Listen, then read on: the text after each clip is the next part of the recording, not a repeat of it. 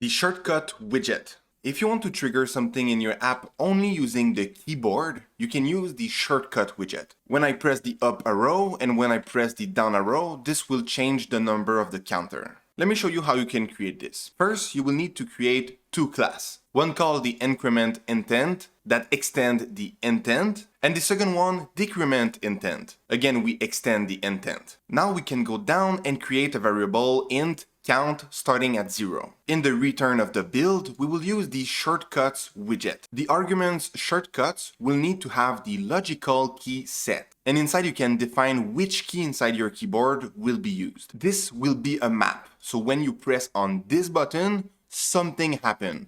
And this something will be the increment intent. We will add another logical key set. This one will be the arrow down and will be linked with the decrement intent. For the child, we will create the actions. The actions argument will be also a map. The key of the first one is the increment intent, and this will trigger a callback action. Inside we have the onInvoke, which will trigger the set state and say that the count is equal to the count plus 1. We will do the same thing for the decrement intent. We use the callback action. When we invoke this will trigger the set state and set the count as -1. The child of the actions will be a focus. Make sure that you have this one, otherwise it will not work. The child is a center widget with the text counter and the actual count. And now if we refresh the application and I put my mouse outside the app, you will see that when I press the up arrow, this will add 1 to the counter. And if I press the down arrow, this will decrease the counter. This was the shortcuts widget.